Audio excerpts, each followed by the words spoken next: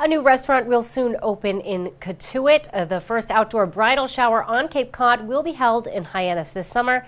And the International Inn is once again facing penalties from the licensing authority. These stories and more on this episode of Barnstable Today. It's Monday, April 28th, 2014. I'm Sarah Mannel.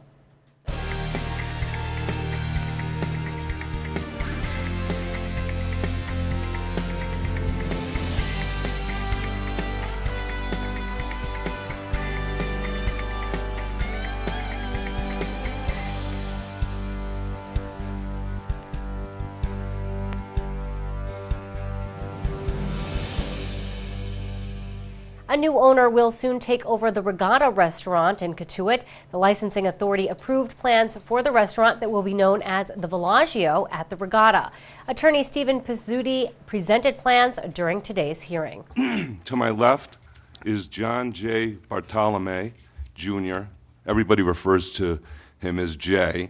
He's been a license holder for the last 10 years, and he's a fourth-generation restaurateur. He was born and raised on the Cape in Falmouth. And just a little bit of history.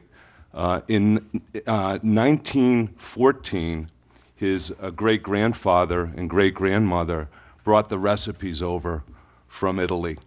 And from Chicago, where they immigrated to, they moved to Worcester.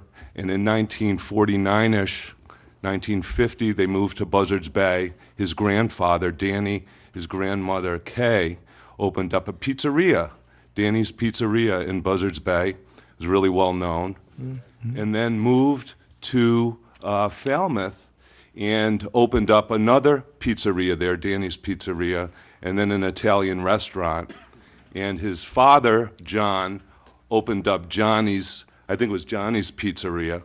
And it's just been in the family for many, many years. And Jay opened his first restaurant 10 years ago, and it became a great success. Bellagio was the name of it. And in fact, they won the Gold Plate Award from TV Diner in one of the early years. He needed more space, and he moved to the Falmouth Inn property and changed the name at that point. And it was going to be, actually, he was going to be utilizing the Bellagio again someday, but in honor of his great-grandmother, what he did then is opened up the restaurant was called Landucci's. That was her maiden name. And Landucci's in the Falmouth Inn has been there for the last 4 years. And what's happened at the Falmouth Inn is they're selling the entire property. And Jay was bought out, or is in the process of being bought out of his lease at that location. And the Regatta came up, and the Regatta's it's been a kind of a sad situation there because it's such a beautiful property. And I think we've all been there, and we've had great meals in the past. And what's happening now is people are excited again about the Regatta because Jay is going back to Bellagio, with your indulgence, of course, at the Regatta. And we're keeping basically the same floor plan. We've got, let's see, it's 106 seats on both floors. We have outdoor seating. The licensing authority unanimously approved those plans and asked the manager to pay close attention to the volume levels of any future entertainment. A new bridal show is coming to Hyannis this summer. The licensing authority approved plans for the show today. Charlene Colon, owner of Sposabella Bridal in Hyannis, is sponsoring the event. I am being assisted by the Hyannis Chamber of Commerce in acquiring any additional permits that we had needed. We will be having bands, cake tasting, there'll be florists, we'll have a fashion show, and we will also be having a guest appearance by Randy Finoli. You probably don't know who he is, but he is the star of Say Yes to the Dress, which is a huge television show featuring bridal gowns, that type of thing. Do you charge admission? Yes, it's going to be $25 admission to the show. And do you have a tent in case it rains? Yes, we have a tent being provided by the Sheriff's Ranch, and we also have an additional tent that will be over the staging for the bridal show. You going to have any food there? We will have cake tasting, and we will have a couple of food trucks that will be present. The Bridal Show will be held on the town green June 29th from 12 to 4. Tickets will be sold for $25 apiece. The International Inn Bar and Grill was in the hot seat at today's licensing authority hearing. At issue was the establishment's failure to notify the board about a change in management, a condition that was imposed by the board in February. The owners have since hired a new manager, Harold Daniels, who addressed the board this morning. I've ran hotels all in the South. This will be my first time up north, so forgive my accent. I'm not going to lose it. I manage Holiday Inns. I manage Roadways Inns. I managed Qualities, Comfort Suites before. Roadway was a similar size to this hotel, 230 rooms. We had a sports bar. We had a Wild West saloon, and believe me, on Saturday and Sunday, Friday and Saturdays, it was the Wild West in the South. I've worked with local law enforcement in both areas. In Mobile, Alabama, I had a large hotel that was similar to the problems we had here. When I took over the Roadway Inn in Bossier City, it was similar to exactly the same problems that you're having here. In both localities, I worked with the OC units, so organized crimes, the task force, the DEA, Homeland Security. I've had a Homeland Security problem of a terrorist at one of the hotels before, and I work with all of them. I do request that any information going forward that needs to know about the hotel, employees, and staff directly comes through me. I don't mind working with local law enforcement officers, but sometimes you run into some very bad people. And I don't need all the employees knowing all the information that's going on with what we're doing with at the hotel. I don't know all my employees yet. I don't know whether all my employees are going to be there in the next few weeks.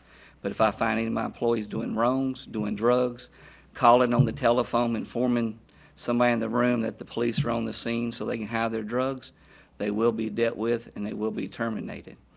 I respect the law enforcement and what they do, and I feel where I come from in the South, I want to make it work here for this hotel and this inn and the nice street that you have.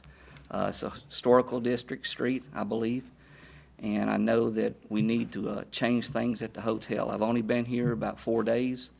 I've heard all the stories. I watched the interviews, the tape recording, the proceeding y'all had last time, and I understand your concern. I can understand that. In our economy today, in the hotel business, when hotels start dropping their rates anywhere, you get undesirables that come stay there. You know, and that causes the problem. The problem is you got to have a well-trained staff to determine if those people need to stay or go. I don't know all the laws up here. I'll learn them over time, and I'll implement the policies and procedures. Hopefully, my owners back me in all my decisions, because sometimes my decisions make them lose money. Daniels assured the licensing authority he will be available 24 hours a day and will work with local police and officials. He also will be living at the hotel. Following the hearing, the International Inn was found guilty of a lack of supervision and will not be able to serve alcohol or have any entertainment for a 2-day period the first week in May. 2 days will also be held in case of any future violations. Now let's get a look at sports with Brenna McCoubry. Good afternoon, Barnstable. I'm Brenna McCoubry, here to bring you the latest on New England and Red Raiders sports. The Boston Bruins wrapped up their series with the Detroit Red Wings this past Saturday as they won their final game 4-2. The Bees will be gearing up for round 2 best-of-7 series against Montreal Canadiens. Dates have yet to be determined. The Boston Red Sox fell to the Toronto Blue Jays yesterday afternoon 7-1. The Sox will come home to Fenway Park tomorrow night as they host Tampa Bay Rays. John Lackey will have the start on the mound tomorrow night at 7:10. Taking a look at what's happening here in Barnstable, the boys varsity volleyball team is on the road to Taunton and is currently playing their match as it started at 5. That's all for New England and Red Raiders sports. Here in Barnstable today, I'm Brenna McCoubry. Well, be sure to tune in to our hour-long news program, Barnstable This Morning, weekdays at 7 a.m. On tomorrow's show, we'll chat with Police Chief Paul McDonald and the author of The Early Luminaries of West Barnstable, Jim Ellis. Plus, we'll have all the news and information you need. For Barnstable Today, I'm Sarah Mannel.